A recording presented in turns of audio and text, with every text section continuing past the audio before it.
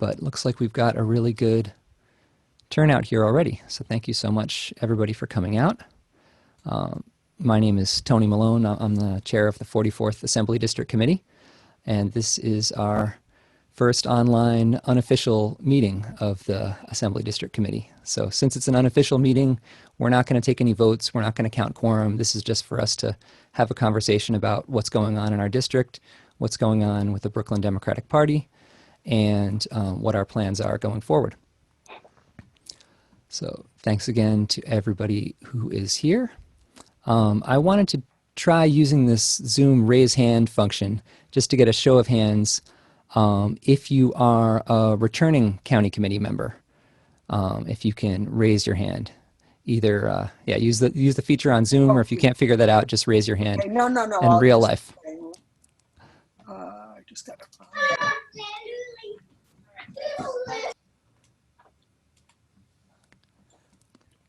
Great. So it looks like we got quite a few returning county committee members. And now why don't you put your hands down and let's see if we have any first-time county committee members who have, this is 2020 is going to be your first year on county committee. So everybody who's returning, take your hand down, and anybody who's a new first-time county committee member, raise your hand. All right. So Jenny, Stephanie, Julie. Wait, now Stephanie, you were on before, but that's okay. We're happy to have you back. And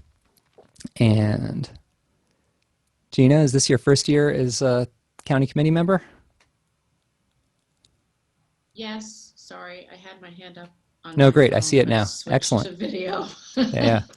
I mean, And switch to computer. Yeah. Shahana and Dietrich and Michael. Yes, we're seeing a lot of hands. So it's really exciting to see some new people on county committee. And thank you so much for making time to be here with us tonight. And I know we also have some people here who were not able to qualify due to the pandemic, because petitioning was cut short. So I just wanted to say welcome to those folks too. We're happy to have you here, and we'll talk more about how we intend to get you on county committee. We do want everybody who, tried to be on county committee but didn't make it because of the, public health crisis. We want to find a way to get you on, and we're going to talk about that a little later. And I'm also going to welcome our district leaders and our assembly member when they are on. Yes, I can see Doug is here, and is Lori here? I'm looking down the list. I see Lori's iPhone. So I'm here. You're here. Can you Great. see me? Excellent. That's you. Yes. So first, I'm going to ask. I'm here too, Tony. And assembly member Bobby Carroll. Good to see you. I'm sorry, I'm figuring out the Zoom thing. So I'd love to just invite our district leaders and our assembly member just to say a couple of words of greeting at the top of this. Assembly member Carroll, would you like to kick it off? Sure. Thank you so much, Tony. Good evening, everyone. Hopefully someday in the not too distant future, but unfortunately probably too long anyway, we'll all be able to see each other in person. I'm so glad that so many people came out this evening, and thank you, Tony, for all of the organizing work that you've done around this. It's continue to do this because it isn't that we don't lose ground during COVID. Tomorrow night we are doing a virtual phone bank for Joe Biden. I really urge, if you have the opportunity, I urge you to join. I know other folks are doing one as well. Ours will be Thursday, and then every Tuesday until Election Day. This is such an important election. I think if you have the ability to help Joe Biden and Kamala Harris in November, it is so important. We're calling into each time it'll be a different state, but Pennsylvania, Florida, Michigan, Wisconsin, North Carolina, Ohio. So please do come out. The state just very quickly, is in dire straits. So is the city. The only way we get around this budget crisis, at least through my lens, is we've got to do three things. We've got to raise taxes, and there's some easy ones that we should do around luxury second homes, ultra millionaires. We need to borrow some money in the short term, even for operating costs, at least till the end of this fiscal year, which ends on March 31st of 2021. And we will need to make some cuts. And hopefully, if we get an administration in Washington, D.C. That is favorable to us, we will finally see some of the federal aid that we desperately need. But I don't want to take up too much time. Thank you so much, Tony, and it's great to see all of you. Thanks so much, Bobby. And if you get a second, if you could post in the chat how people can sign up for that, those phone banks for Biden, that would be excellent. I'm just going to stop that screen share that's happening now. Okay. I got you. Great, thank you. But thank you so much for that. And now, let's see. District Leader Nipel, would you like to just say a couple words of welcome? Sure. Can you see me? Because I can't see myself. I think you need to turn your camera on because we're just seeing your name. How do I do this? There should be a button at the bottom that had like a picture of a camera. Start video? Start video, yeah. Try that. Yeah, okay. Wait, we had you. There you are. Okay, there I am. Hi. I just want to, again, welcome everybody and hope you're all faring well. It's been a long, hard few months. I know that personally, and I just hope none of you have experienced what we have here. I just want to echo Bobby's remarks that the most important thing is happening in November.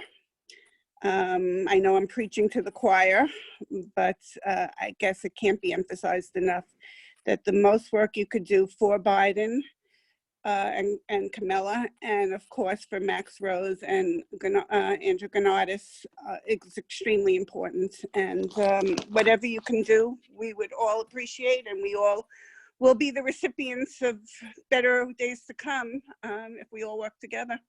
And that's all I have to say for now. Thank you all for coming. Thank you, Tony, for organizing, and everybody else that helped, Courtney and Diana, and I'm glad to see you all here. I hope we see each other in person soon. Thanks so much, Lori. And great to see you as well. And now if Doug Schneider, District Leader Doug Schneider, if he's ready, I'd love to hear some words of welcome from him as well. Sure. Thanks, Tony. And thank you for everything you do and for everything you've done to organize the meeting. I want to especially thank our assemblyman who has been just representing us very, very well in Albany and really doing the fighting that our community needs during this crisis. And I really, really applaud your leadership.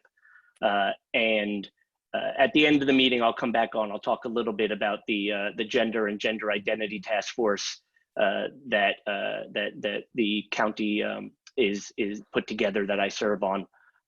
But for now, I just want to thank everybody for being here. It's really an amazing turnout, and one of the reasons why it is both, really, really, an honor to represent the 44th, and also the reason why you all keep me on my toes. I will echo what Bobby said, and also put into the chat. I host a phone bank every Tuesday from 1 to 2:30. It's called Parents for Biden, but you don't have to be a parent, obviously, to join or make calls.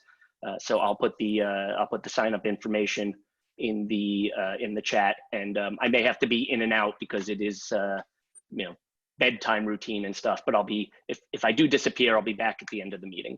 So thank you, everybody. Thanks very much, Doug. So we're going to continue on, but I hope these our elected officials can stick with us because we are going to try to have some questions and answers later in the meeting. If you have questions now that you'd like to ask them or anybody else, feel free to type those in the chat box. And we will answer them as soon as we can get to it. But right now, I'd like to turn it over to the vice chair of the Assembly District Committee, Courtney Adrian. She's going to talk a little bit about what is county committee for those of us that are new to this, and for also those who are interested in learning more about how it works. So I'm going to hand it over to Courtney now. Thanks, Tony. So I have a slideshow, but it may be repetitive for people who've been doing this for a long time. You might learn something new though. But we also have people who have never been on county committee before and people who didn't even get the chance to petition for themselves. So I thought this would all serve as a good reminder, and it'll be quick anyway. So also, I won't be able to see your questions in the chat box, so I'll read through them at the end.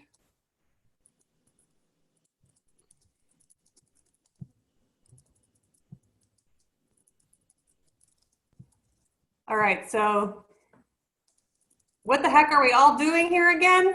What is county committee and what is your role as a county committee member? So just to review, I guess your most important job as a county committee member will be to attend and vote at this meeting that we're all here to discuss how few details we have about. But it is the first meeting that you will attend as a county committee member this cycle. And it's where we adopt the rules and select our leadership. So it's certainly the most important one to attend. So I guess that's what we're doing here today. But I just wanted to also give an overview of what county committee is and how it's all made up. So this is this year's county committee. This is based on the final ledger that was published. Of the approximately 5,000 county committee seats, 2,000 were still filled by people who were able to petition and get their signatures in, which is great, and 3,000 are empty. In the past, there have been about 1,000 more filled seats, but the pandemic created problems. Some of those 3,000 seats will be filled by people who are appointed, many of them you, hopefully. And this year's appointments are, I guess, there will probably be a lot more of them than usual. All of these seats are up for election every 2 years, including for the 42 district leaders down here at the bottom. We all have to do this again in 2 years, either petition or be appointed. Nobody's seat is guaranteed. Nobody should feel owed their seat. You got to be a good county committee member in good standing, and then petition, hopefully, and win again. So there are 42 district leaders, a male and a female one for each seat. I know for each assembly district, there are 21 assembly districts. Doug alluded to I guess a group that Rodney Spishot formed in order to try to investigate whether we still need these male and female seats, both at, I don't know if they'll, in this group, they'll cover district leaders, but at least for county committee members, there are also male and female seats. So we'll see whether that they find that that's still a good thing to do or not, or how we'll incorporate non-binary people, or, you know, is this, you know, this was the original purpose of the policy was meant to get more women involved, but there are so many women involved now that this like 50% is less of a floor and more of a ceiling. Like maybe women want to be more than 50% of the county committee. I don't know, but Doug's going to talk about that later, and I'm looking forward to hearing about it. This is last year's makeup of the, again, approximately 5,000 seats. A little more than a third were elected, which is great. A little less than a third were appointed, just fine. And then even still, a third were empty. So not here in the 44th. We're very full, which we're very proud of, which is great. But across Brooklyn and other places, we still have many empty seats open for representation. So if you have friends in other parts of Brooklyn who you think might be interested in doing this, talk to them about it. Who sits on county committee? The county committee, again, is made up of general members, all of us, and then our district leaders. The district leaders, the male and female district leaders, again, their districts are coterminous with assembly seats. And then general members in each of your little election districts, your block, your 2 blocks, your 3 blocks around your house. There could be 2 or 4 representatives, either 2 women and 2 men, or 1 woman and 1 man. So the executive committee, so like, where is the power in the county committee and the entire structure, I think is like a question that is really important and is kind of confusing sometimes, but is ultimately like the question that we should ask to try to figure out like what is important that we do in order to hold elected officials accountable. So most of the power in this body lies within our 42 district leaders. They make up the executive committee, and then together they elect, I guess, the most powerful person, who is now Ronise Bichot, formerly Frank Sedio, the chair of the executive committee. This group is responsible for a lot of changes that can be made. But the county committee is, I guess, so all of us don't have the power to elect that leadership, but we do have the power at this first establishing meeting to approve the rules and select other leaders of some, I guess, like some other governing leaders, chair, the secretary, the treasurer. And I know Tony's going to talk more about, exactly what rules changes are being proposed for this upcoming meeting. And like how we as county committee members might choose to exercise our power at this meeting. So normally this meeting during like non-pandemic times, we don't have a great idea about how it's going to happen during pandemic times, but normally members would receive a meeting notice in the mail about a week before the meeting that it was going to occur. The meeting, it'll tell you about where the meeting is, and usually it also includes a proxy card for if you can't attend. You can fill out the proxy card to say that you give your vote either to the chair or to another member who you know, who you trust, and then they can vote for you by proxy. This meeting is usually held in a large hall with hundreds attending. I believe the last one we went to in person was out on Coney Island at Ford's Theater. So we're definitely not going to be doing anything like that now. And we don't really know what form it's going to take. So that's what it would usually be. But the official responsibilities of general members are, they're actually, it's not a ton. It's attend 2 meetings a year and vote on matters brought to the committee, elect the officers of the committee, approve or recommend changes to the bylaws, and then if it comes up for, usually it's localities, if somebody has a correction on this, please correct me, but in our local area we have a judicial vacancy, our role as county committee members will become more important in filling that vacancy.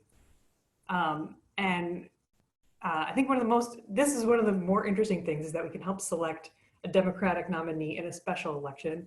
I believe the last time this happened was with Brian Kavanaugh's Senate seat. But at any rate, I think that role is also really important here. And then, of course, not all assembly districts have ADCs. We've chosen to form ours. It's very new. We're really excited about it. But as county committee members in the 44th, one of your official responsibilities is also to attend the official ADC meetings. So you have to come. So those are all the official responsibilities, but there are also a lot of unofficial responsibilities of general members that we hope that the ADC can facilitate, in addition to informing members about, about upcoming meetings, what we're doing right now, about more official things. We also really hope the ADC can support work, that's unofficial as well. So this becomes This includes become a poll worker, which is still not too late to do. You can talk to Lori, or I guess probably Lori, Doug, or Bobby if you want to, but I know Lori is all about people becoming poll workers. So please become one. You can be a trusted source of local politics information for your neighbors. I think this is my greatest add to my neighborhood. Some of these races are so small, you can't even learn about them on the internet. Some of the judicial candidates don't have websites. Sometimes you are the only source of information for the people around you on who they can vote for in these really tiny races. You can tell your neighbors to fill out the census. I believe there are a number of census days of action happening. Hopefully people can share in the chat box about the census days of action that they know about. But that's coming to a close very soon. You can actively seek to increase voter participation in your ED by looking at what it was last time and setting a goal for yourself. And then of course, be an active 44th ADC member. So that's it for me now. I'm gonna stop sharing my screen. Thanks so much, Courtney. And Thanks, guys. And if you have any questions about any of that, because I know it's a lot, feel free to put some questions in the chat, and we will get to them a little later in the meeting. And we'll definitely have an open question time later on. But I wanted to continue on so we can get through this agenda and not keep you much after 9:30 tonight. So the next section is the ADC officers are going to talk a little bit about what we've done this past year and what we hope to do going forward. So the ADC has 4 elected officers by the party rules, the chair, the vice chair, the secretary, and the treasurer. And at our first meeting, we created another role. There was a motion to create a recording secretary position, and Matt Stern was filling that role, but he unfortunately has had to resign his position because he's moving out of Brooklyn, and that's a sign of the times. A lot of our members have had to move due to the current situation. So we'll miss Matt, but we are going to hear from Francis Sakata about the secretary position in just a minute. I'll talk a little bit first about my vision for this ADC as chair. So first of all, I want to say, I can't know what everyone else is going through, but I know many of us are experiencing challenges and uncertainty like we've never felt before. So it means a lot that you took the time to be here tonight with us, and I hope we can make it worth your time. I started organizing to form this ADC last year because I wanted my position as a county committee member to mean more than just showing up at 2 meetings a year and watching the party leaders count proxies and read a script to us. I want our party to be more active right here in our district, to listen to our neighbors' concerns, and to encourage people to participate in local politics. So back in January, we got 70 of our county committee members, including many of you, together in one room, back when that was a thing we could do. And we got to meet each other and talk and cast some votes together and have an official Assembly District Committee meeting. I'm very grateful to Assemblymember Carroll and District Leaders Snyder and Nipel for helping make that happen, because we really couldn't have done it without their support. So that was our first achievement in January, and then many of our plans were cut short by the pandemic, like everything else. Petitioning was cut short, but we still managed to get 180 people elected to county committee in that short period. And I want to thank Dan Campanelli for his amazing work, as always, coordinating all the petitioning. And we're going to talk later on about the people who intended to run, but weren't able to complete because of the pandemic. We have a plan to try to get all those people on county committee. The other things the ADC has done this year, we formed subcommittees. And at least 5 of those committees were active and had meetings and did work in the district. And they're going to report back later in this meeting about that work. And anyone here, I encourage you to join one of those committees so you can work with a few other county committee members on something that's important to you. So you'll hear about those different ways you can plug into this work. But I'm really grateful for the people that stepped up to form those subcommittees.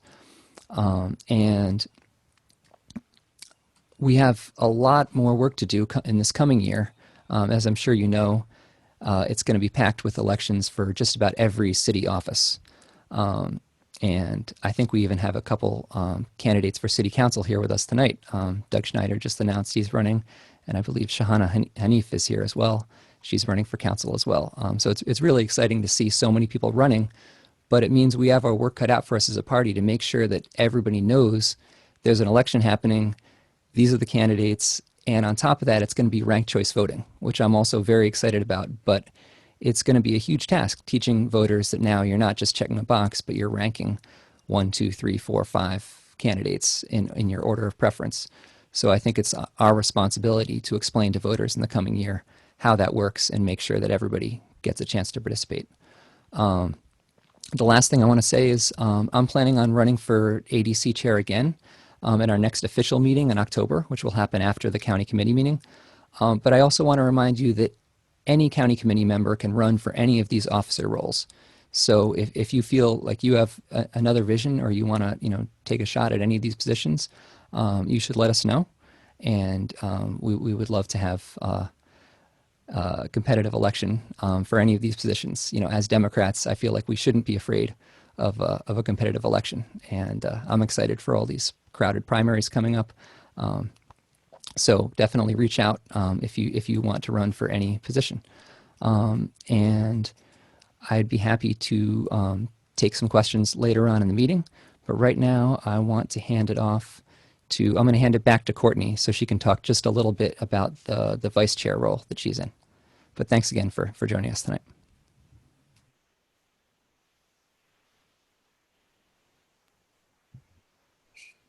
Sure. The vice chair role has not been very clearly defined.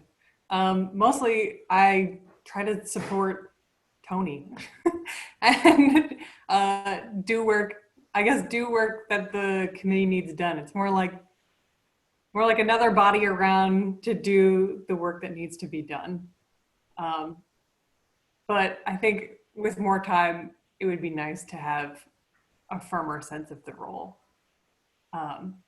So that's what I think it is. I'm accepting suggestions on what anyone else thinks the vice chair role should be.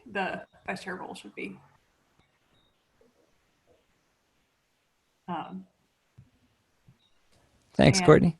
Thanks. Oh, sorry. I'm running for it again. It'll be nice. I think it will be nice to have continuity, but I don't know anyone else who is interested. So this might be a weird thing to say, but if you're interested in being the vice chair, call me. I'd love to talk to you about it. I'm not married to it. I just, and if you think that you would really like to, or that you would do a better job or you have a better vision, by all means, please. Thanks, Courtney. No, I appreciate that sentiment because I think that we should all approach these positions as temporary positions that we're just trying to do our best in for a little while. Then we'd love to hand them off to someone else who's excited about it. So now I'd like to turn it over to Francis Sakata to talk about the secretary role. Thanks, Tony. First and foremost, I think what I want to say is when I was first approached about the ADC, I was really excited about having this, new body that can sort of act as a sort of intermediary between our elected officials and our representatives and us as, everyday people and, being a constituent within our districts. But I think what the ADC has really meant to me was to serve three things. One, to be a body that demonstrates to the Brooklyn Democratic Party, how to solicit and integrate their constituents and party members into their efforts and operations. And I think, for anyone who attended that meeting in 2017, shortly, or, 2018, after we shortly, won our seats and, we got very excited to participate in our actual governance, that we saw that it was just sort of this gigantic clusterfuck. So, we want to serve as a counterexample of how to properly engage and bring people in. The second thing is to sort of help us as constituents and members of our district to gain greater autonomy with interacting with our elected officials and representatives. I will say that, like, with Bobby Carroll, with Doug, with Brad Lander, we're very fortunate that we have members that really care about their constituents and make time to be accessible and to be generous with trying to serve our needs. I think we're really, really fortunate, and I think a lot of districts don't have that benefit, and it's something that we, unfortunately, I think we don't take it for granted per se, but it's sort of seen as like, this is exceptional instead of it being the norm. And I think the last thing is that we want to promote transparency and data integrity with party business and efforts. And I think we all see that that's something that the Brooklyn party is just really bad at. So something I see as a secretary is to help promote efforts within the ADC and in the executive committee and with everyone else by making sure that I'm a good keeper of records, and that I help engage in whatever process or whatever effort to help promote transparency with what we do.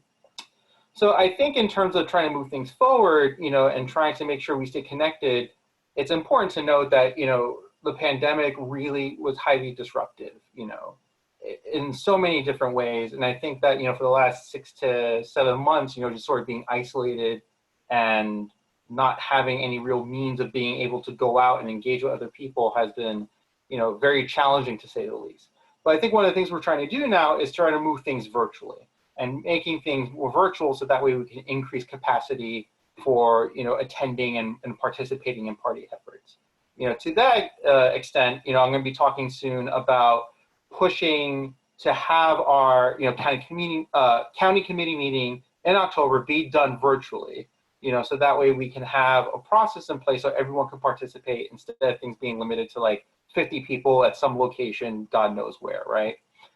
I also want to make sure that, when we have our virtual ADC meeting in October, we can use that as sort of a launching off point, so that way we can show this is how you run a meeting digitally, where you have, proper voting, proper weighing of proxies, and this is the way you run party business where it's accessible and safe, right? Some of the things we want to really talk about moving forward is trying to improve and increase our web presence, and not just for us as an ADC, but for all ADCs. So that way, information about the party business can actually be available instead of at some domain that's barely updated.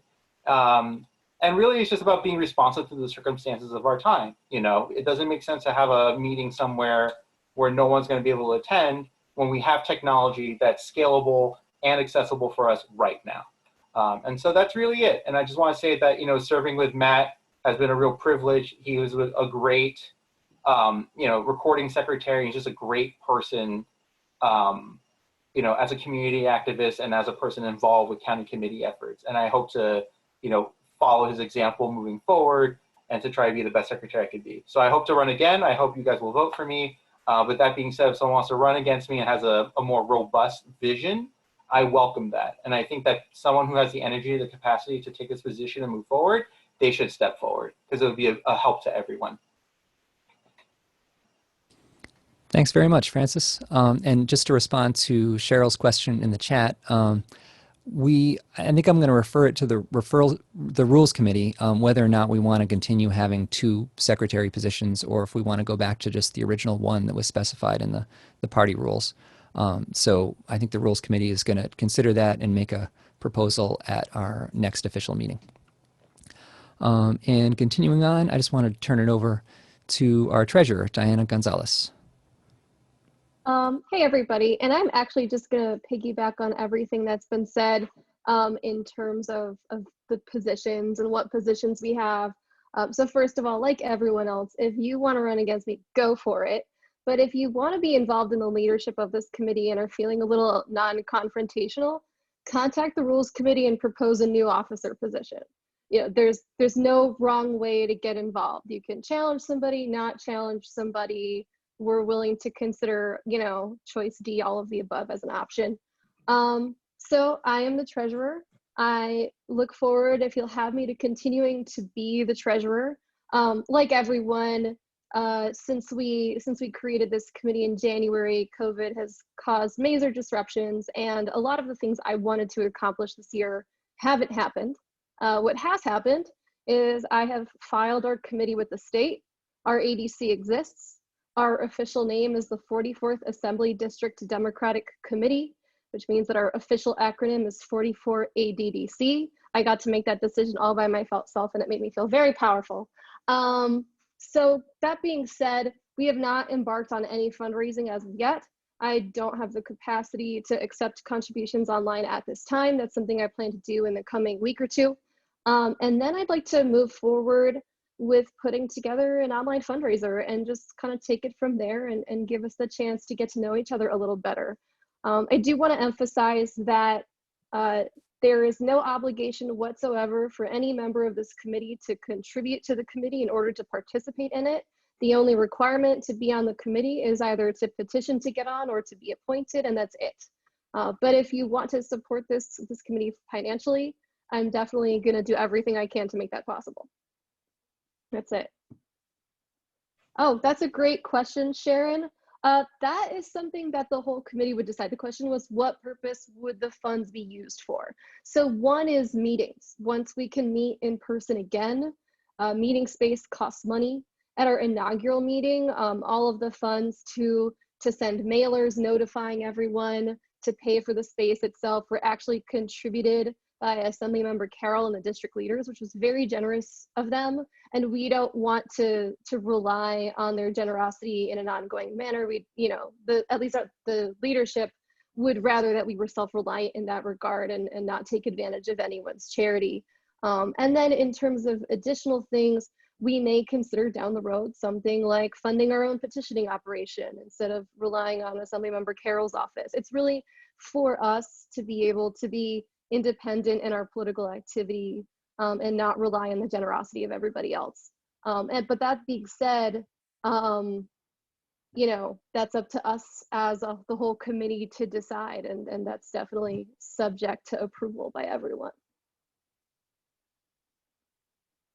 Any other questions? Okay. Thanks so much, Diana. So that covers the officers, and we're going to get, in just a minute, we're going to get to subcommittees, which is another way that everybody can participate. But before we get to that, I was going to address something that came up in the chat, and it's actually the next thing on the agenda. What is this next county committee meeting going to look like? So all we know right now is that the party rules specify that the county committee will meet between September 17th and October 6th. So in the next few weeks, the county committee will meet according to the rules, but we don't know what that's going to look like. But there is a proposal that was originated by Jessica Baker Vidor in Assembly District 50, and myself and some of my colleagues in New Kings Democrats worked on it as well to conduct that meeting online. And I'm going to turn it back over to Francis to talk about that proposal right now. Thanks, Tony. I'll share the screen, so if people want to read and not listen to my voice, that will be your prerogative. Oh, wait, I can't share for some reason. Oh, no, I can't. Ignore me, or don't ignore me. There we go. Okay. So the short of it is that we need to use two technologies simultaneously to sort of, conduct a county committee meeting, right? So there's Zoom webinar, which, we're all using Zoom, we're familiar with it. But what Zoom webinar does, it affords us the ability to start arranging different types of attendees. So that way, if people don't have voting power, but they want to participate, they can, quote unquote, attend. And people who, need to engage in a lot of different voting activities can be designated in a specific category and then go forward from there. And an election runner is a piece of, guess for a lack of a better term, a democratic operations-based platform. So it's a way of conducting meetings, collecting votes, doing weighted votes, so that way people with proxies can get the appropriate shares, so on and so forth. So the proposal of how to move forward, in these trying times is as follows. The first is that county officials are going to send a notice of meeting to all confirmed county committee members by mail. and it has to be at least 10 days before meeting that allows for proxy submissions. The notice includes the letter with meeting announcement, the agenda and the items for voting, the proxy forms, and a return envelope. The letter includes a unique voter ID assigned to the county committee members. The past announcements have included this, and the letter includes instructions for attending the meeting. So if it's virtually attended via webinar, members follow a virtual registration path. And if it's attending via proxy, they follow the proxy instructions. So 2 delegates for each assembly district, which could be the district leaders. They sign up to attend the virtual meeting as speaking panelists, and the remaining attendees join it as webinar attendees. They don't appear on screen. They can watch, they can listen, they can participate in chats and polls. The delegates present their motions, questions, or resolutions from their district attendees. The webinar attendees chat with their district delegates during the meeting via the chat feature. So there's a way of creating sort of segmented chat rooms with each assembly district, and then the assembly district leaders, and then those delegates speak for everyone else in their district. So the virtual registration path is to go to the URL from the meeting announcement, and you put into any given web browser. If you're still using Internet Explorer, feel free to, but if you're using Google Chrome, like most of the world, go ahead. It shouldn't matter. The member registers for the meeting, enters the unique voter ID, and they provide an email address where they'll receive their electronic ballot during the meeting, right? So the unique ID is important. That's what gets them access. And then the email address is the method from which they receive communications for casting their votes, right? That's the authentication process. Registration closes at 10 the day of the meeting. After registration closes, volunteer data entry team receives the meeting reservation list from Zoom, uploads the list of attendees to the election runner program. So people on the team are going to have to manually transfer this data over. So it's not just a simple synchronization job that's done automatically. This is, man hours being put in. And when the meeting begins, county officials use election runner to send ballots by email to all attendees. I see there is a chat. 1 second. Pardon me, Zoom is the worst. It's okay. I think we covered it. Amanda was just asking if this proposal had been accepted, and the answer is no. We submitted this proposal to Jeff Feldman, the executive director of the county committee, and Rodney's the chair about 2 weeks ago, and we have not heard back yet. And we also have a question from Cheryl. Is there a limit to how many people can participate in a Zoom meeting? Which is a good question, and I can answer that it's not a Zoom meeting. It wouldn't be a Zoom meeting like this one that we're on right now, because when you have potentially 2,000 people attending, you can't have all those little boxes on the screen, and not everybody can talk. That would be unmanageable. So the proposal is to use Zoom Webinar, which allows for up to 2,000, I think it allows for up to 5,000 attendees, but only around 50 panelists, which would be 2 panelists who can speak from each district. Right. But the thing also is that, like, for us to use any kind of Zoom enhanced features would cost a significant amount of money. And it's scaled in such a way that we can't use it one time. We would have to pay a premium to keep using it on an ongoing basis. And the other thing also is that in terms of that technology, it doesn't scale well. So these two pieces, like this platform and Zoom webinar together, seems like the best option because it accomplishes everything that we want. And it makes things, as efficient and as cost effective as possible. So in terms of the proxy registration path, members, if someone's typing, can you please turn off your microphone? Thank you. So for CC members that designate a proxy holder and signs the physical proxy form, they return the form via mail to the party office 48 hours before meeting. This is a suggested deadline. Train staff could enter proxies that arrive late, but this can cause delays. And you also run the risk of not being counted. County committee members may designate as their proxy any member attending via webinar, one of their 2 district delegates, or the chair of the executive committee. Consider allowing district delegates to log in proxies from their district. This would allow members to drop off proxy forms with their district delegate rather than mailing them to the county office. All proxies are logged via a spreadsheet when received by county office or by district delegates if they are allowed to log proxies. At a specified time before the meeting begins, party officials use the proxy spreadsheet to enter proxy vote weights into the election runner system, which will ensure that attendee votes also include the proxies they hold. Weights need to be finalized and checked against the proxy spreadsheet before voting begins. So this is an example of how this would work. So this is an example of someone who has 2 proxies, right? They are counted, they themselves are counted, they add the 2, so they have a weight vote of 3. The voter log would be as such. I'll try to zoom in for you. Wow, that is, oh, there we go, it's rendered correctly. As you can see, with this log, this person is voting, these are the proxies assigned to them, and it gets added in like so.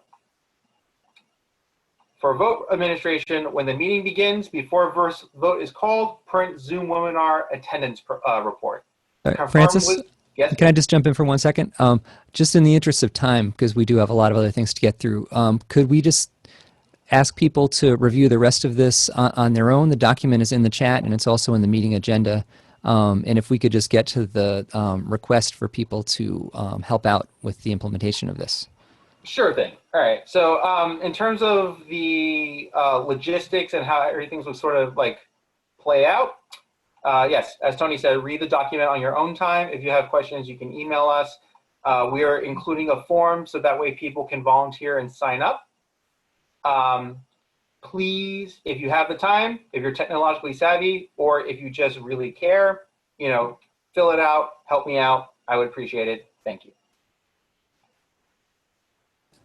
Thanks so much, Francis. And if you scroll up in the chat, you'll see that form is there because this is going to take a lot to implement. You know, we don't want to just drop this proposal on county committee and say, now do this. Because honestly, to have a successful online meeting, it's going to take, as Francis said, you know, many man hours and person hours of work to make it happen and make sure that it's not going to fall flat. So please fill out that form. And you can also on that form indicate if you want to join any of our subcommittees, which we are going to talk about in just a moment. But there's one more thing I wanted to talk about first, which is some rules change proposals for the coming county committee meeting, whatever form it takes. The one thing that happens that Courtney mentioned at the organizing meeting, the first county committee meeting of the year, is that the members vote to adopt rules. And that sounds kind of boring, but it's actually very important for the conduct of the party and for what this position means. Because one of the things that rules changes can do is take away one of the 2 meetings that we have per year. Other things that these rules changes can do is determine how many proxies one person can hold. So I'm going to just share a link where you can check these out. It's also linked in the agenda for the meeting. But I hope you'll take a look at these rules change proposals, and hopefully we will get an opportunity to vote on them, and you'll consider voting in support of them. These rules changes proposals were proposed by some members of New Kings Democrats originally, but they're also taking them around to all the district leaders and the political clubs for feedback, and hopefully we'll wind up with something that has a broad coalition of support. And if we can get them passed, then we'll get back our February meeting, and we will hopefully limit the number of proxies one person can hold, so no person walks into the meeting holding 500 proxies, and we can make county committee more democratic. So if anyone has thoughts on this, they should definitely reach out, and we will try to keep you informed on the status of this document. I'm putting the rules change proposals in the chat now. So moving on. The next thing we were going to talk about is appointments. Because I know, as we mentioned before, a lot of people were not able to complete petitioning because petitioning ended early. So we have a list of 90-some people who intended to run for county committee, but because of the pandemic, weren't able to complete their petitions or had their petitions thrown out. And our intention is to appoint all those people to the vacant seats. That just seems like the right thing to do. We've discussed this with the Rules Committee. We've discussed this with the district leaders. And I think that everybody is in favor of this. But we do want everybody on that list to affirm that they still want to be on county committee. So you've probably seen my emails about that. If you can just, if you know other people who want to be on county committee but didn't finish their petitions, tell them to reach out and let them know they can still be on. And we are going to try to get all those people appointed. And we have a question from Jonathan. Did we get clarity on whether the appointed members can vote in the first meeting, or would they be appointed after the voting takes place? Which is a good question. And our understanding is that if you're appointed to county committee, you get appointed during the meeting. And I think it's about the third thing on the order of business. So you can't vote until that appointment process takes place. So you would not be able to vote on that first vote of the meeting, which is whether or not to approve the rules, which is what we were just talking about. So you won't get to vote for rules changes, but you will get to vote after that in the meeting for things like electing officers of the county committee. So the answer is you get to vote on some things, but not everything as an appointee. And once after that first meeting, then you're a full member of county committee, just like everybody else, and you can vote at ADC meetings and at future county committee meetings. So moving on, we are going to have some presentations by the subcommittees of the ADC. And these are really important ways that you can participate in between our 2 meetings a year. This is where you can get together with just a few other people and work on something that is important to you. So we're going to start out with James Billsborough, who's going to talk about the Rules Committee. Hello, everyone. As Tony said, thanks, Tony. My name is James Billsborough, and I'm the current chair of the Rules Subcommittee. The name is fairly self-explanatory. We get together and we have to talk about and decide what kind of rules our ADC wants to operate by. Right now we have about 7 to 10 members. We've had a couple of meetings, not as many as I would have liked to have, but I'll echo what everyone else said about the disruptiveness of the pandemic. But as Tony said, if you're interested in this subcommittee, this is a good time to join. Just to give you a little background, the Kings County Committee rules permit each ADC to establish their own rules. So that allows us to decide what rules that we want our ADC to operate by. That doesn't mean we have to rewrite completely every rule, but one thing that county commission members county committee members tend to be interested in is proxy rules.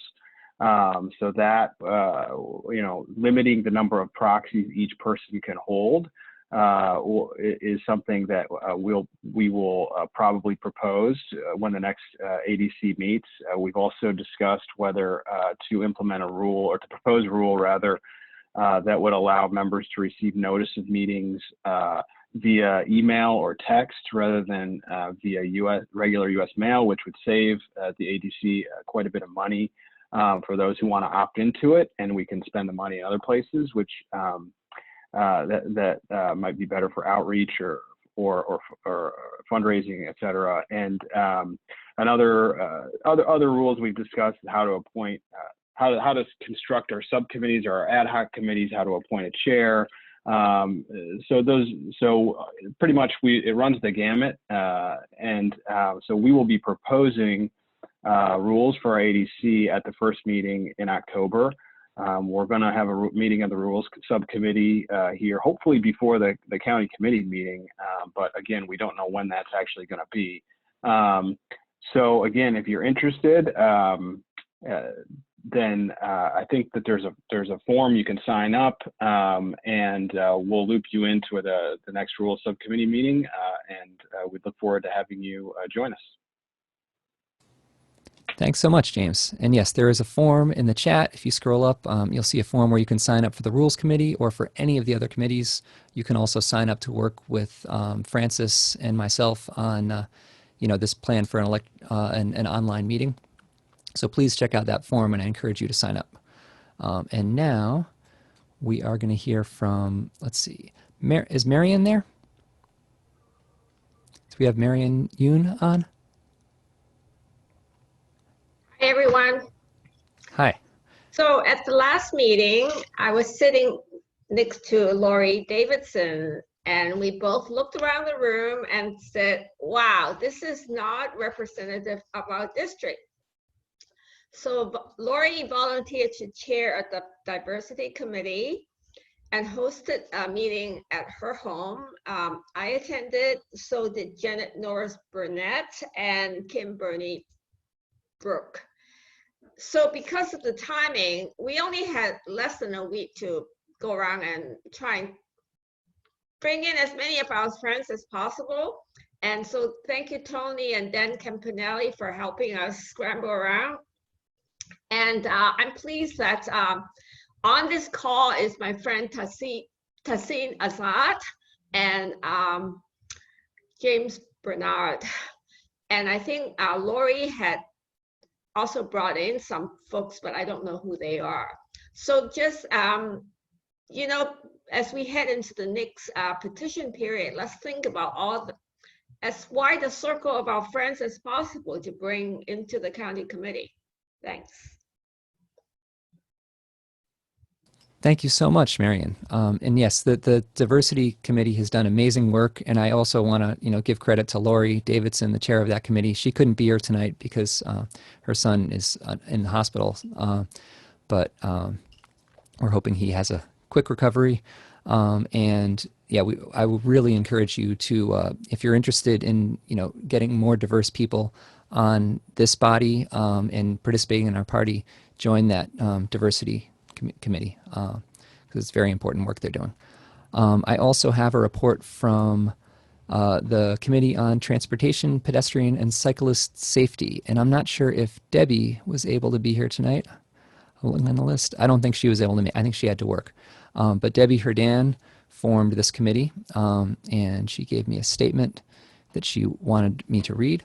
So the Transportation Safety Committee met once and shared our concerns about unsafe streets in the neighborhood pre-pandemic.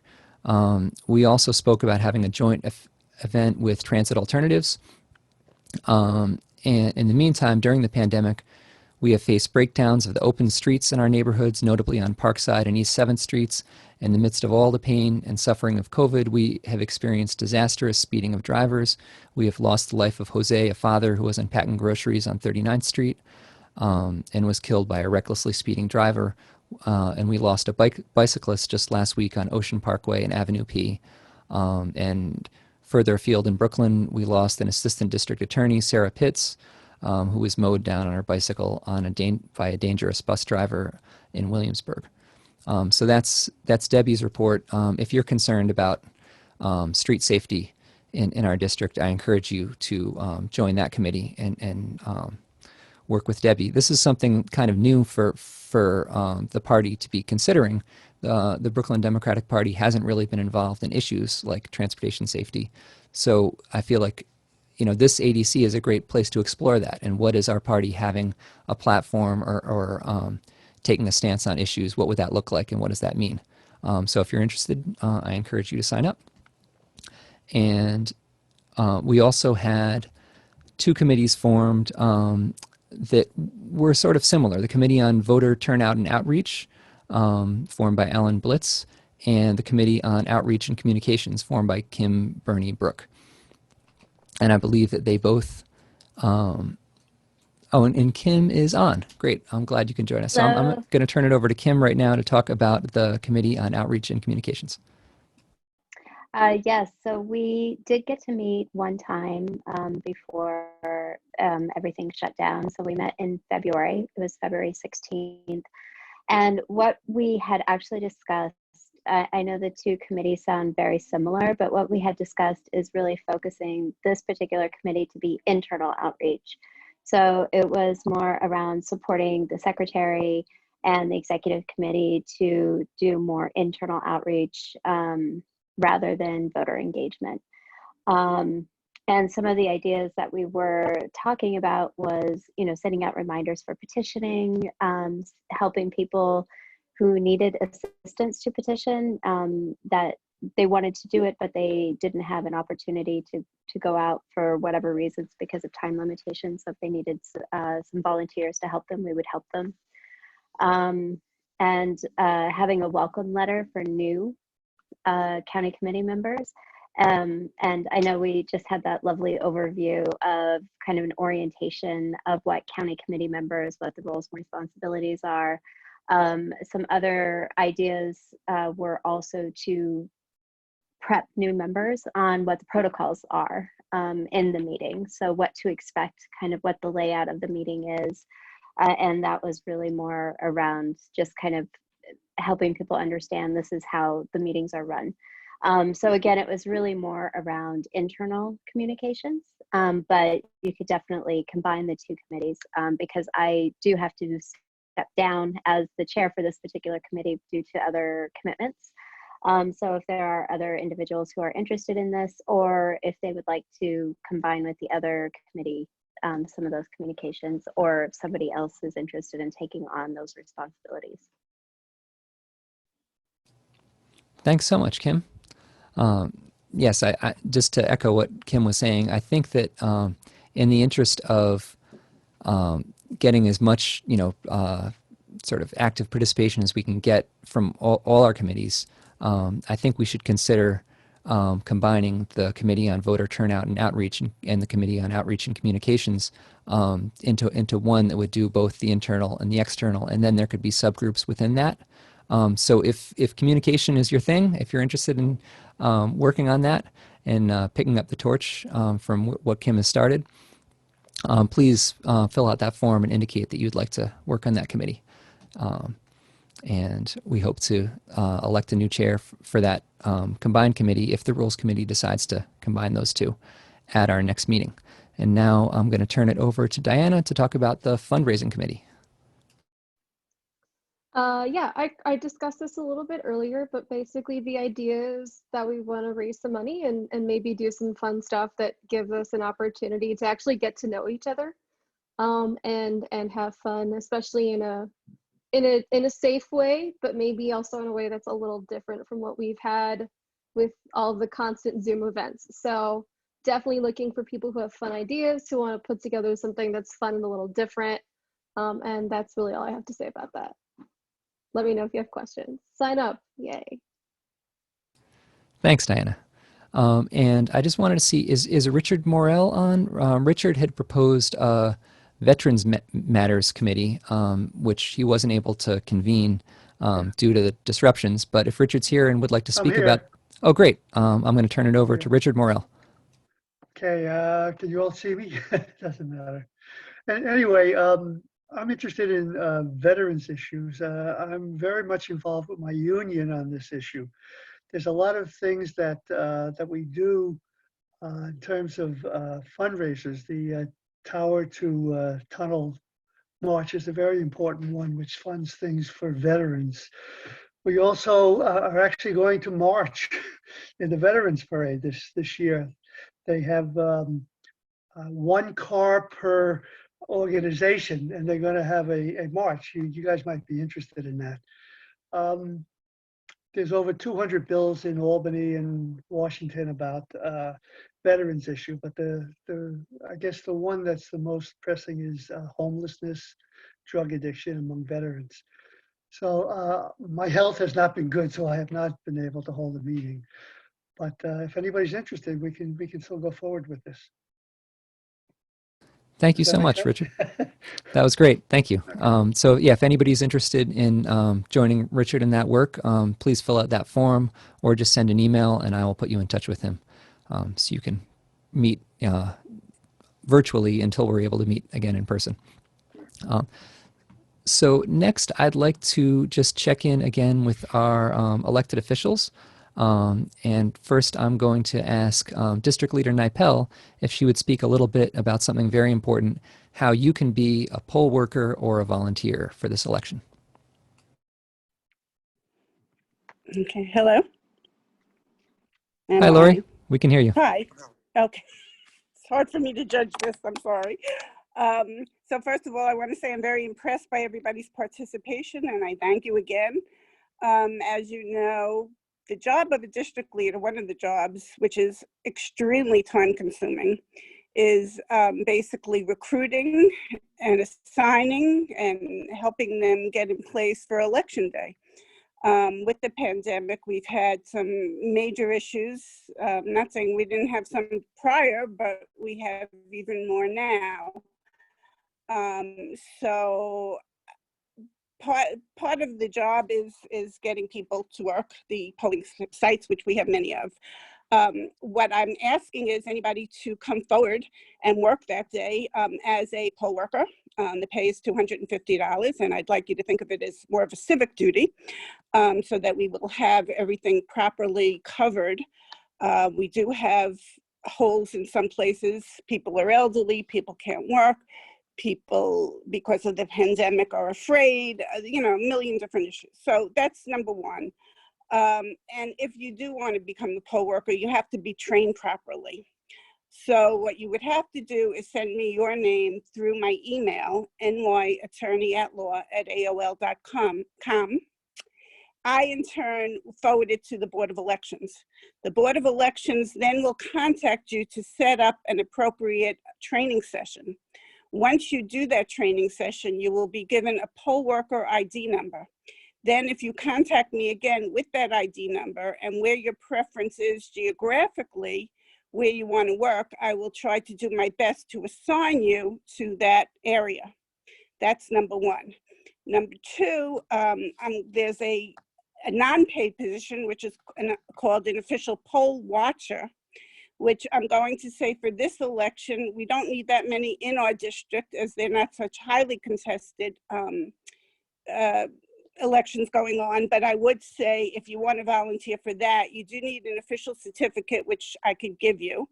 And I would ask you to go to Bay Ridge or possibly Staten Island and be a watcher for either Max Rose or Andrew Granardis. I think it's very important. I think a lot of shenanigans may be going on in those areas. And you don't have to work a full day. You can work partial days. You could work, partial day. You can work whatever hours are convenient for you. You certainly would be doing a hell of a civic duty and keeping an eye on making sure the voting is quite legitimate. So that's basically the synopsis. We do have early voting. It is 9 days prior to the election. That's a separate training. And as of the last election, they had minimized the number of people that were working because of all the extra precautions. They still have not given me numbers or sites. I'm assuming it's 3 in the 44th, which we've had. But the Board of Elections has been very lax in giving information. As a matter of fact, the last 2 times I've sat on the phone with them through midnight, at least 2 days prior to the election, to rearrange everything, because I feed it into them, they feed it into the computer, it comes out totally wrong, I get a million phone calls, and then I have to redo the whole thing. So it's a very tedious, timely process. So that's just an overview, but I'm willing and happy to take questions since it's rather involved. And I ask for all your help in whatever way you can give it. Thanks so much, Lori. We have a few questions from the chat. First of all, Shahid messaged me to say that there's no Urdu interpreter in our district while we have a big Urdu community. So maybe that's something that we should look into. Yes, we've been fighting to get multiple languages. And unfortunately, the only languages that are sanctioned by the board are Chinese, Mandarin, I believe it's Bengali, and Spanish. There is no Russian, there is no Urdu. And it simply has been rejected by the board because it's not mandated. So we have to really get them mandated for the board to accept them. And that's way beyond my capabilities. But I wholly, endorse it and encourage it. I agree we need to have it. Thank you. And there's also a question, what is a deadline to apply for being a poll worker? I'd say ASAP. The training is going on right now. It started a few days ago. Again, because of the pandemic, it's very sparsely, the locations are spread out, and so are the number of participants in each class. They were going to do most of it remotely. As far as I know, they are not. So it's in-person participation with the trainer and assistant trainer. And in order for you to sign up, I would say do it as soon as possible this week. And we also have a question from Sandra. She's interested in being a watcher, a poll watcher in Bay Ridge. That would be great. So what does she have to do to? Okay, the only thing she'd have to do is email me or get me her name, Tony. I will get her a poll watcher certificate, and then we will, the official certificate, which doesn't come out till probably a few days before the election, and we will hook her in so that she'll give us the hours and the availability, and we'll place her in a place that will need her the most. Great. And one more question from Lauren. Can teens under 18 be poll workers or poll watchers? And how many hours is the training? Okay, the training, I believe, is 6 hours. Though I'm not 100% sure on that right now, but it was 6 hours. So it's probably 6 to 8. You cannot work if you're not a registered voter, but you can be a poll watcher, but you will not get paid. Only a poll worker will get paid. I thought I saw an advertisement for 17-year-old poll workers who were going to be eligible by the end of the year, but I'd have to look into that. So that's something we should look into. Okay, that could be. I'm not sure. I know that I can never appoint anybody under 18 that's not a registered voter. Okay, well, thank you so much, Lori. That was really great information to have and really important work. And now if anybody has any other questions, they can contact me by email. Thank you.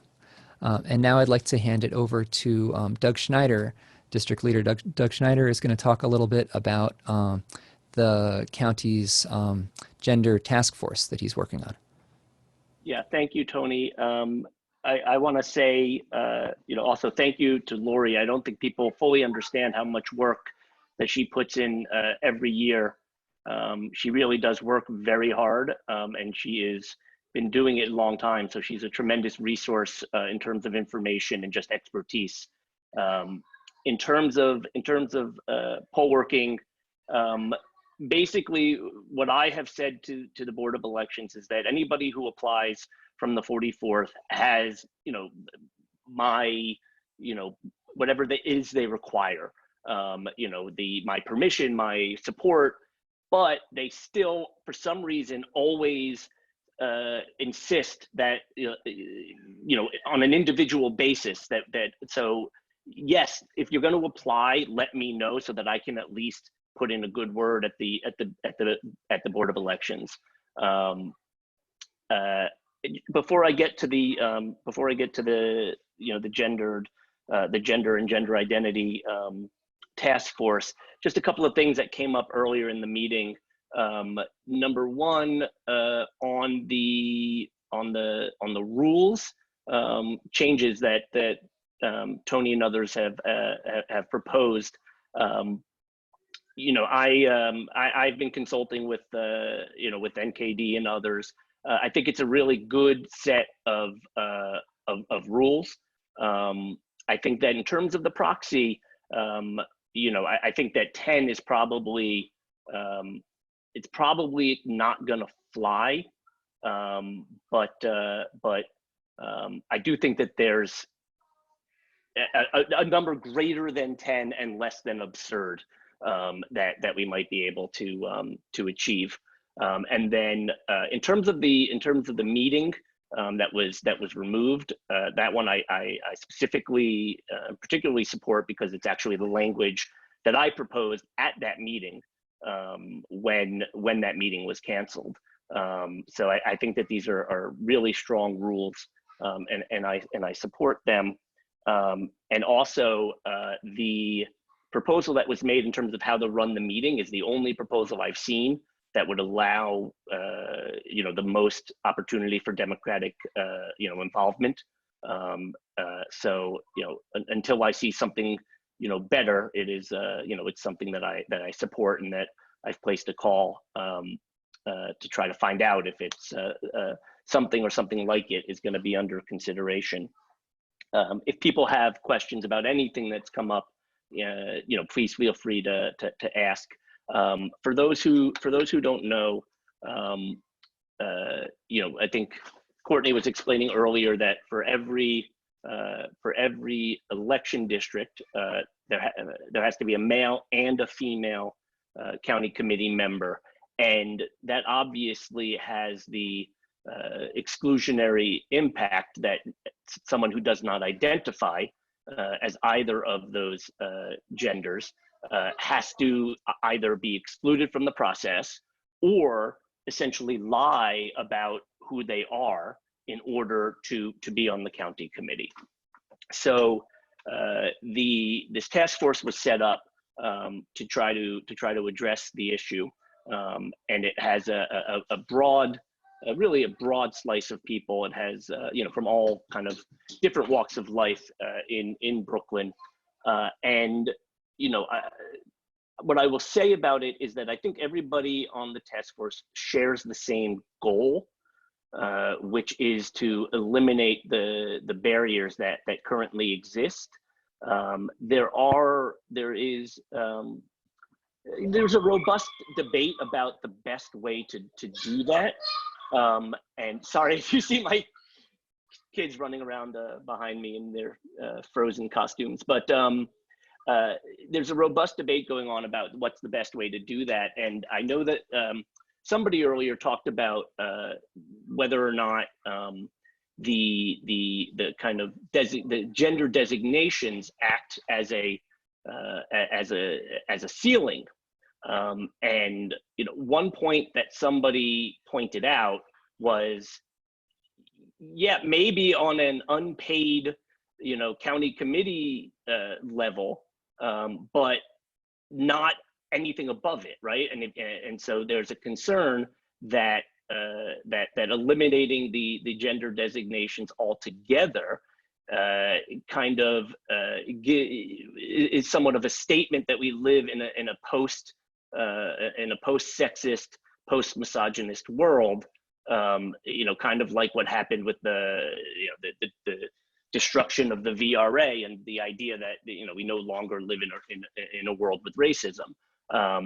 So we had our most recent meeting earlier this week. I think it was Monday. Yeah, on Monday, we heard from Amelia DeCowden, who is just been a great activist. Actually, the first transgender member of the state committee who, at the state committee level, had introduced a resolution that passed. I was an original co-sponsor of that. That essentially the terminology that she used was that it had to be people who identify as opposite genders. So we are now actually we have set up we haven't set up the time of the next meeting, but at the next meeting, we are actually going to be bringing in experts in both sex, gender, and gender identity to try to talk about, just get an expert opinion about, basically the very difficult issues to try to address. And we felt that we needed to hear from people who have kind of studied the issue of gender, sex, and gender identity. So the process, I think, is moving along. I think it's going. I think the plan was for it to be a much faster process, in the hopes that a rule would be passed as quickly as possible. I still think a rule will be passed. I think the end result of the rule will be to increase participation and to eliminate barriers to participation based upon gender identity. But what that rule will look like, I think, is still very much up for debate. Thanks very much, Doug. That was a really great explanation, and I appreciate the work that you're doing on this. Yeah, thank you. And if anybody has any questions, obviously, please feel free to ask, or you can email me. I put my email in just a few minutes ago. So thank you, everybody. Hey, Tony, as secretary, may I just ask a quick question? Sure. All right, so Doug, if you can for me, just break it down like this. What are the 2 to 3 big blockers that are preventing you and your task force from coming up with, a set of viable solutions, as a jumping point for discussion and for playing out scenarios? I think that how can I best answer that question?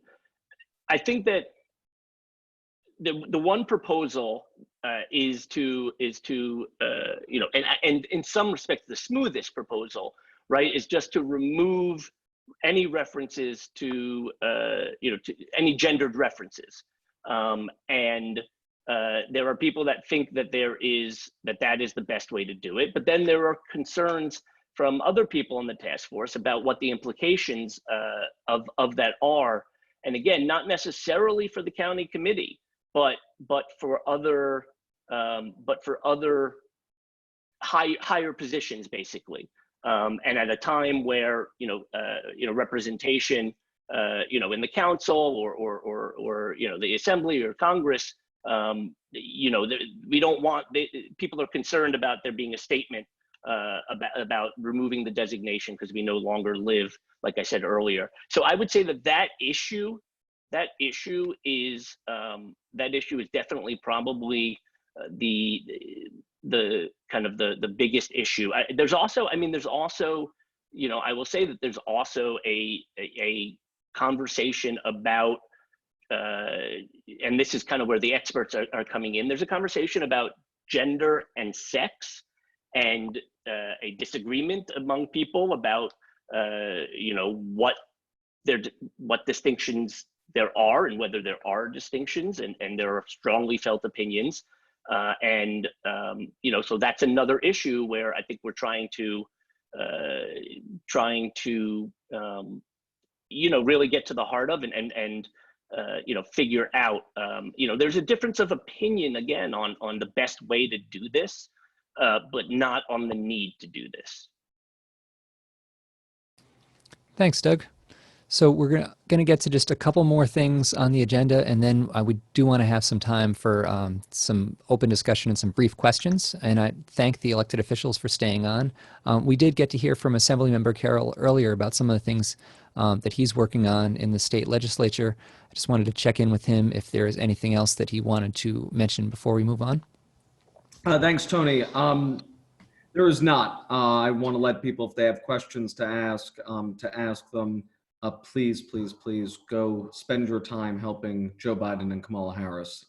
There is nothing more important you can do. Thank you.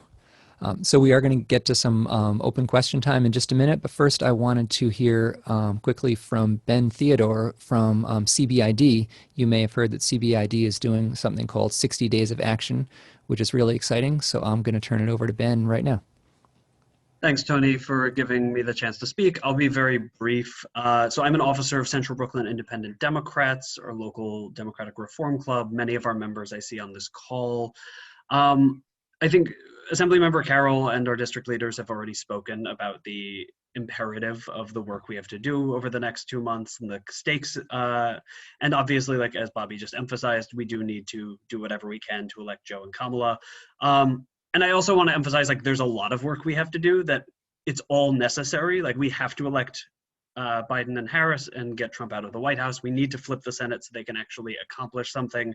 We need to defend our House majority and do work for Max Rose here in Brooklyn, Staten Island, Jackie Gordon on Long Island. We need to protect our progressive majority in Albany, make sure Andrew Gennardis gets reelected. We also need to protect democracy here at home and ensure the census gets completed, that democracy is working here in this election, because we know we have really important city elections coming up next year. So all of those things have to happen in the next 2 months, and we can't do all of those things alone. We can do all of those things together. And so what CBID has put together is a 60 days of action plan, where starting 2 weeks ago and going through the final 2 months of this election, we'll be basically promoting an action you can take every single day from your home to help Democrats win up and down the ballot. Everything from phone banking, text banking, postcard writing, calling friends and neighbors, across a wide range of these campaigns and causes that you can get involved in. You do not need to be a CBID member to participate. It's very easy to just check this calendar on a daily basis. Our website is very simple. It's cbidems.org/60 days of action. Thank you, Diana, for already putting that in the chat. And daily, we'll be posting across all our social media platforms. This is welcome to everyone. We're going to be partnering with a lot of the other local clubs on these actions, and encourage folks to get involved if they are looking for productive ways to spend their time in these final 2 months, so that we don't wake up on November 4th with regrets. There's a lot of really positive civic energy in this group, and hopefully we can harness it and do as much as we can with the time we have left before Election Day. Thanks so much, Ben. That's a really exciting program. And we wanted to hear from one other person in our district who is working on something that is very important for our community right here in Brooklyn. So I'm going to turn it back over to Marian Ewan to talk about the Brooklyn Community Compost Network. Thank you, Tony. At the beginning of the pandemic, the city stopped all curbside pickup of food waste and also drop-offs at green markets. And all the community gardens that did any composting were completely overwhelmed. Now, the city has passed a budget now with a little bit of money for composting, and our capacity to do composting as a community has greatly reduced. Now, the good news is now the community gardens have reopened up. So for those people who want to recycle their food waste, they can actually go to the community gardens. At the same time, the larger issue exists. So I, together with a couple other community gardeners, formed this voluntary network. It's a completely voluntary civic effort, Brooklyn Community Compost Network, and we're focusing on apartment buildings. And we'll have a way to work with teams within apartment buildings, voluntary teams, to facilitate shipping off the food waste to Newtown Creek. And the aim is to reduce the trash that we have to send to the landfills, and also to keep the food waste as local and the disposal as environmental as possible.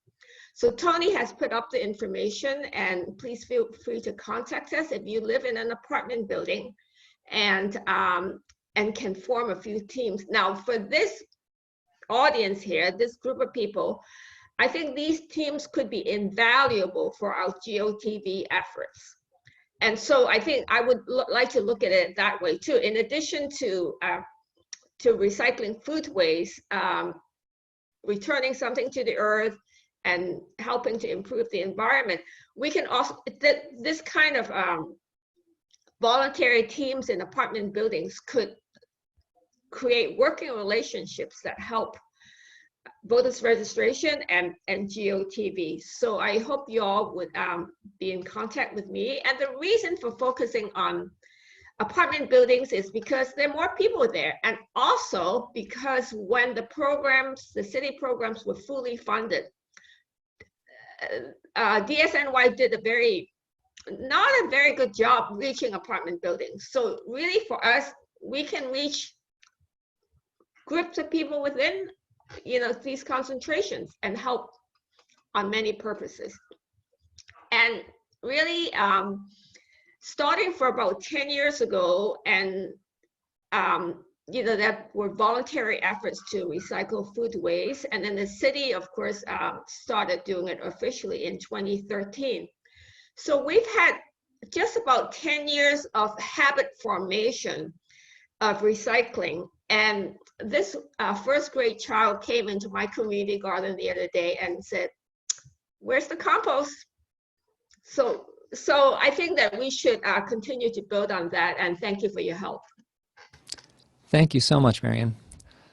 So I want to, let's see, we just have, I just got a comment from Shahid Khan that he is interested in establishing a political empowerment training committee which is another great idea, and that kind of dovetails with the Diversity and Inclusion Committee. So I encourage him and everybody else on here to fill out that form. We'll post it again in the chat with any committee that you want to sign up for or a new committee you want to propose, and we'll get you plugged into that. And if you want to volunteer for this effort that Marion is leading, please follow the link in the chat about that as well. So it's after 9:30, but I do want to take a little bit of time to answer some of your questions. So if anyone has a question, let's start with questions for our elected officials. If anyone has a question for Assemblymember Carroll or either of our district leaders, you could use the raised hand function on Zoom. Just please keep your questions as brief as possible so everyone can get a chance to say something. You can use the raise hand function or you can type something in the chat.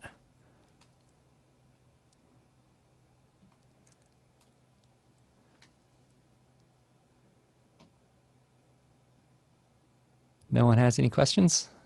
Or you can just unmute yourself if you can't figure out the raise hand thing. I have a hard time finding that sometimes.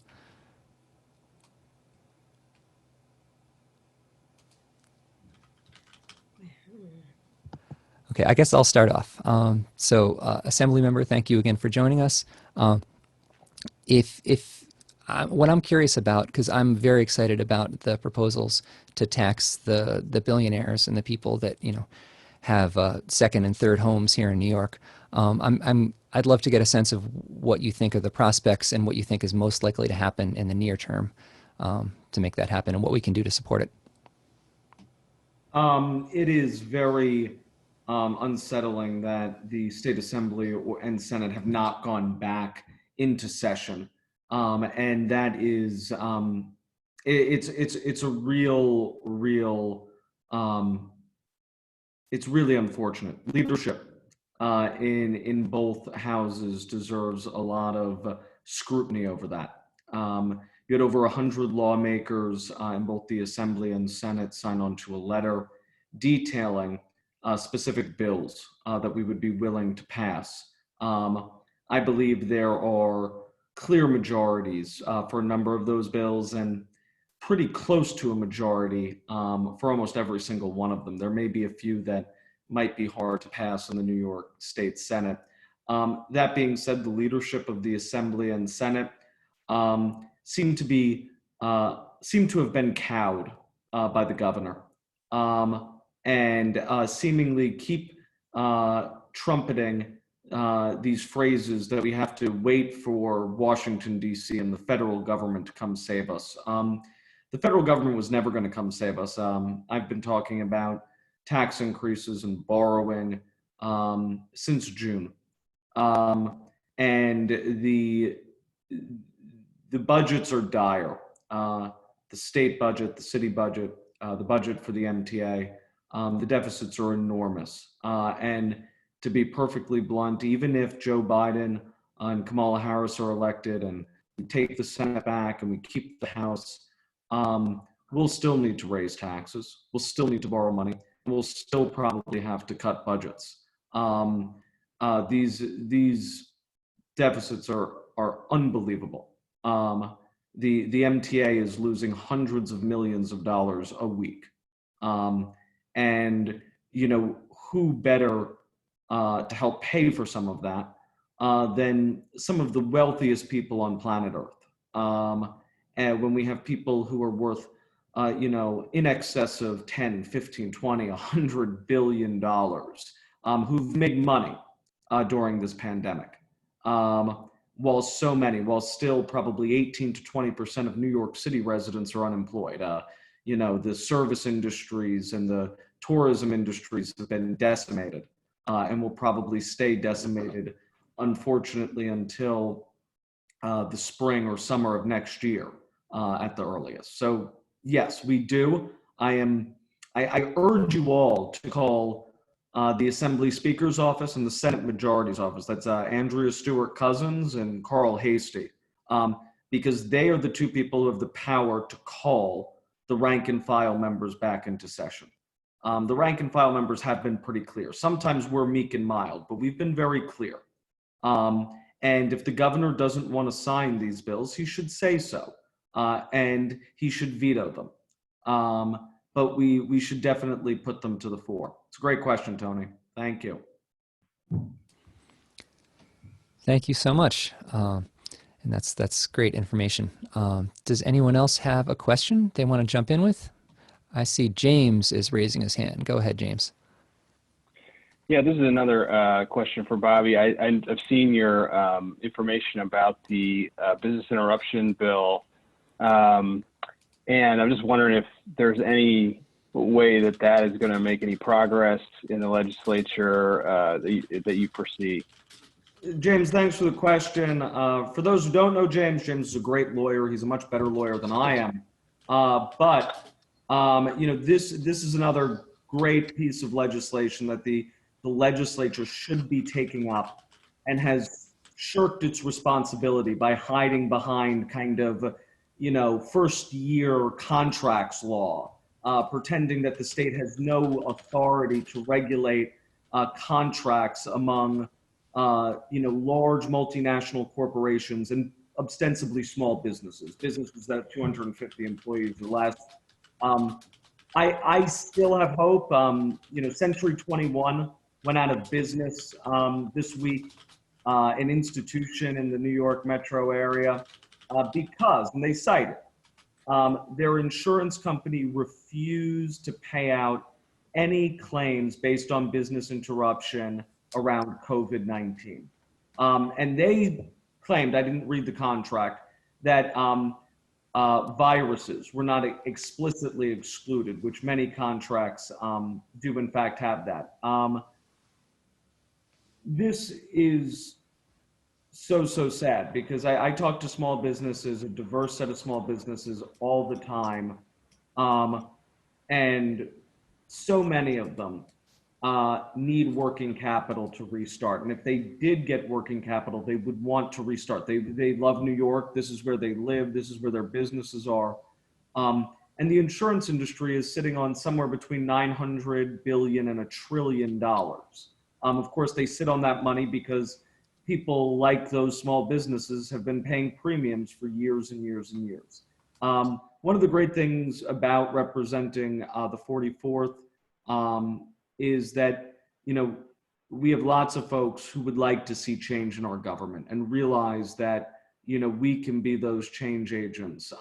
It's very frustrating when the powers that be in both the legislature and in the governor's office throw up their hands during a crisis. They'll cite Roosevelt, and then they'll say, well, we can't, scrutinize unfair insurance contracts that are devastating small businesses throughout the region.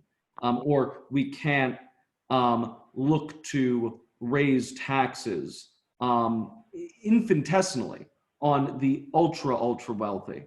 And that is frustrating. I think some of that will change next year. We have a new set of folks coming into the Assembly and Senate yet again. But of course, we need more change, and we need the reason why I like business interruption and that idea so much is that it really is righting a wrong. This was in the middle of the night. Very smart lawyers and actuaries from insurance companies slipped this clause into a form contract that was approved by the Department of Financial Services in Albany. And that's how these contracts are approved. They're not negotiated. It's like your mortgage contract. And, it was a failure of oversight and a failure of government. And we should be correcting it. And it would save countless businesses. Thanks very much. I think we have a question from Shahid, if you want to ask your question now.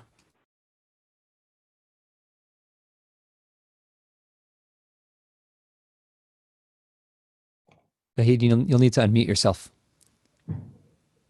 Actually, I just want to thanks to Democratic Party who elected me as a committee member for the Kings County. And second, I want to thanks our Assemblyman Bobby Carroll, always involved with the South Asian communities and especially Pakistani communities. He always step in when we have a problem with our Pakistani one funeral center, and then we have a problem traffic signal at Makki Mosque, and then we went to for Muhammad Ali Jinnah Road for the Foster and Coney Island Avenue. But one more thing that I just want to add, that we establish a little Pakistan officially, because we have a 25-30,000 Pakistani community. So we also want to organize and establish a little Pakistan districts, business district. So I just need help from assembly member again for this thing also. Well, thank you, Shahid, for the kind words, and definitely. And Shahid, we worked with yourself as well as others in Payo and Pays to rename the corner of, if those who don't know, who haven't been to the corner of Coney Island Avenue and Newkirk Avenue, Muhammad Ali Jinnah Way. Yes. And for those who don't know who Muhammad Ali Jinnah is, he is thought of as to be the founding father of Pakistan. And that's one of the great things about living in Brooklyn. Before folks like Shahid had come to my office and others to ask me to help in that effort, I did not know who Muhammad Ali Jinnah was. And now I do. I was educated on that. And so yes, Shahid, I would love to be helpful in expanding that district and in any way getting a designation for the different businesses and cultural institutions there that serve the Pakistani American community. Thank you very much. Thank you. So I think, forgive me if I mispronounce your name, you can correct me, Tazeen? You got it right. Thank you so much. This is my first time here, so excuse me if I transgress on any etiquettes of asking question. But thank you, Assembly Member, for joining, and then this opportunity to ask a question. So I'm also an elected parent leader and sort of advocate for educations in our community, education policies in our community. And you know, just like many other institutions, the dire situation that the education system, New York City public school system is in right now, and is still facing further challenges if that 20% austerity budget cut comes down from the senator, from the state admins, Como. From the sort of lobby visits that we have done locally with local officials, all we have heard so far was a promise to sort of no harm on the education system. But do you think, given that the millionaire's tax proposed by Senator Jackson and Assemblymember Rosenthal is being halted, do you think if there is any chance in sort of getting the education system funded further, especially for New York City? So Tazeen, yeah, look, eventually the budget gymnastics that are going on, that, you know, I think the governor was today or yesterday said, no, we're not going to cut. We're not going to do a 20% cut in the next school aid funding from the state, which is only about a third of the New York City public school budget comes directly from the state. The rest then comes from either the city or the federal government. So they're all, so I don't want to say there haven't been any cuts. Eventually the rubber will meet the road, and if we don't either raise taxes, borrow money, cuts will have to happen, and cuts have happened throughout the state already. The city is actually able to insulate itself slightly more than some of the regions upstate and in the suburbs, just because the budget is larger. But yeah, no, we need to raise taxes, borrow money, or, you know, we need to have manna from heaven come down, and I don't think that's going to happen. So, you know, it's really important. There are three people right now who are stopping that. Right, the governor has made it pretty clear he doesn't want to raise taxes. the speaker and the majority leader could call us back into session.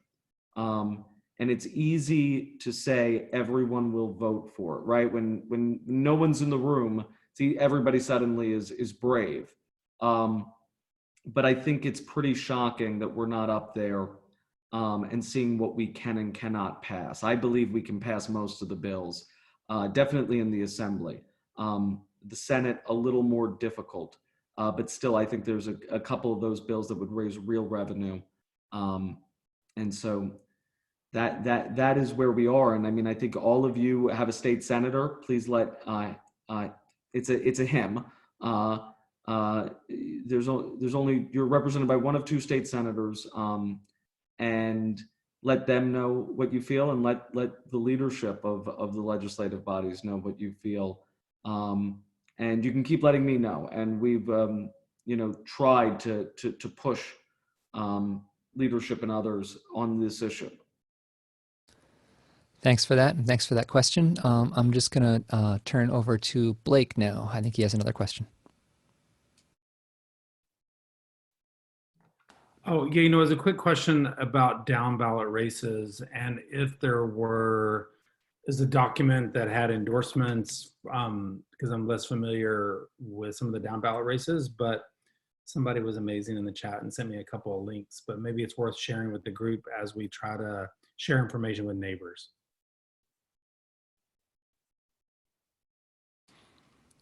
Are there any particular races that you're I guess it's a bit of a black box. I guess I'm not sure. Obviously, we know the big one, but I was kind of curious what else was on the ballot. And are there judges? Is it other races that maybe we have preferred candidates? Bobby, Doug. I mean, we know some of the people, but I didn't know. Kind of sometimes you get into the booth, and it's a pretty long list of either smaller races or sometime even amendments or things like that. So I was just curious. Some neighbors are kind of asking, to help decipher some of these less higher profile races. That's a good question. My impression is that, in the general election in November in our district, things are pretty much decided because most of those, judicial races are decided in the primary, and in the general, pretty much around here, the Democrat wins. But if the electeds have any other thoughts on that, I'll let them jump in. Blake, I don't believe there are any state constitutional questions on this year's ballot. I believe your ballot should have president, Congress, which is most likely Yvette Clarke, but it could also be Jerry Nadler or Nydia Velazquez if you live in some specific EDs. State Senate, which would be Kevin Parker or Simca Felder, would be the Democratic nominees. If you happen to be in Simca's district, he also is the Republican nominee. It's an impressive thing in New York State that you can somehow be both. For Assembly, it would be me. I do have a Republican opponent. I don't know his name, but he does exist. And then Doug or Lori would be better to know. I don't know if there are any judges on this year's ballot. I just can't remember for the life of me. So, but I think that's it. The Supreme Court judges are on there. Okay. Lori, do you know the names? Do you know which ones are up this year? Yeah, Karen Rothenberg. I'm trying to remember.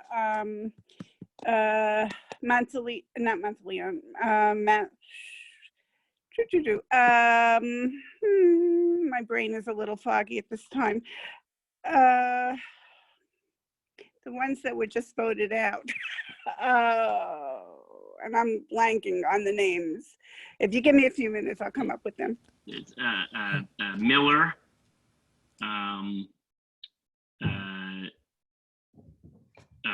I don't know why I'm drawing a blank either. That's okay. We don't need to put you on the spot about judges. That's all right. So super helpful. Just kind of trying to orient myself a little bit before.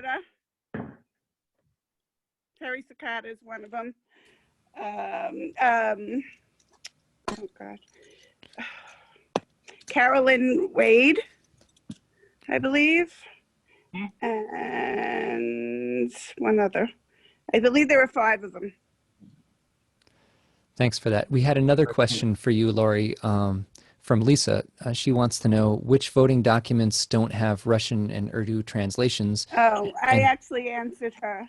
Oh, you did? Okay. Actually, yeah, some of the documents are in both languages. It's just the interpreters that are not mandated. And that has to come from Albany, I believe, although I believe Chinese is federally mandated because of a federal lawsuit that took place years ago. Tony, I'll just touch on this really quick because I had it out with Steve Richmond about this. He was, until a few days ago when he got suspended, the chief counsel for the Board of Elections. And basically, the Voting Rights Act dictates certain languages that are required to be provided interpreters at the polls. And it sets a floor, okay? It says that these languages must, but nothing about it says that only these languages. And so the Board of Elections has taken this incomprehensible position that they cannot provide interpreters at the polls in any language not mentioned in the VRA or specifically authorized by the legislature in Albany. And that is simply not true, to the point where the Board of Elections actually, the mayor said, fine, I'm going to do this myself. And the Board of Elections actually sued the mayor, sued the city of New York to prevent interpreters at the polls. Our Board of Elections sued to make it harder for people to vote. It's outrageous and it's not supported in the law, but that's their argument. Their argument is that the VRA sets a ceiling that can only be overcome by a specific act from Albany, and it is not even remotely true. It's just a terrible, unsupportable legal argument. Not that I feel strongly about it. Thanks, Doug. It sounds like reforming the Board of Elections is another thing to put on the to-do list. So I think we're going to take one more question from Cheryl, and then I do want to close out before it gets too late. So I'll turn it over to Cheryl now.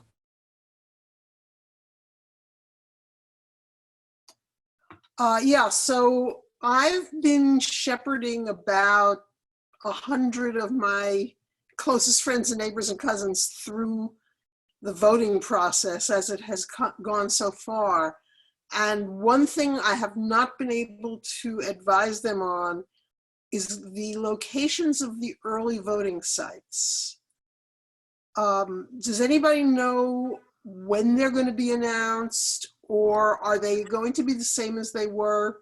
Can we rely on them being the same as they were in previous years? Good question, Cheryl, if I may answer. I have been hacking the board. They have not responded. The 3 that are designated for the 44th are the Armory and Park Slope, or the Y, Brooklyn College, and FDR High School. Those were our 3 locations. They have not confirmed that they will be the same. I assume they will be, and that we've had them for the past couple of elections, but everything seems to be up in the air, and I cannot get an answer from them as to how many people will be working, or exactly, if these locations will be the same. They were changed the last time because they took them out of all the public schools. Well, they're talking about that again. Yes. I'll just point out. I'll just point out. Area Mokel, who works for the Board of Elections, just posted an update that she said was updated today with the most recent early voting sites. I'm sorry, can you get me a link to that? It's in the chat. She just posted. Oh, great, thank you. Today's update. So thank you, Ariel. Thanks, Ariel. And anybody who lives in the 44th can early vote at any of those 3 sites? No, you have to go to your designated site. Okay, so the slope would mostly obviously be the Armory, and thank you. South of the slope would be well, I have people all over the district that it's not just here. Yeah, so it's those 3 sites if you're in the 44th. In fact, I have a lot of people outside the district, but okay, great. Thank you both. Thank you, Ariel. Yes, thanks so much for sharing all that information. This is really useful. And thanks for the work that you're doing, Cheryl, letting your neighbors know where they can vote. So we need to close out here tonight. But before we do, the one other thing I wanted to ask, we heard from Marion and Ben about things they're doing in the district to help out the community or to work on this coming election. Just want to know if anyone else has one other thing they want to share that they're doing in the district. I'll just share really quickly that my wife has been working with Camp Friendship on their food distribution, their mutual aid, and they're doing amazing work delivering boxes of groceries all over the district to people that can't get out to the store. So I encourage everybody to check that out, and I can connect you with them. Does anybody want to share something quickly that they're doing? So I've been enumerating for the U.S. Census. So if you haven't filled out your census, please do it. Spare your enumerator a trip to your house. If you keep getting visited by enumerators and you're getting annoyed, just complete it online. If you've completed online and they bother you again, they just need to check the record against the database. Just give them your name and the count of the people in your house so that way they can get out of your hair. Tell your neighbors to do it. Tell your family members to do it. Get counted. I know that things are supposed to wind down the end of this month, but I forget which court district put a stay on that order, so things might be going into October. But just in case, do everything you can to get your information out. Get counted. Yeah. Thanks, Francis. And Sharon has something to share. Hi. I, in fact, am really glad we're closing soon because I have to go fairly early tomorrow.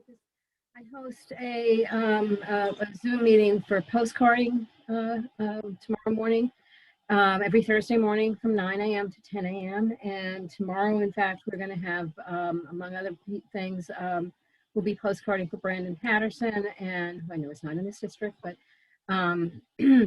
we're also doing some for Max Rose. And we're trying to get together with Andrew Bernardus and some other things as other candidates around the country as well.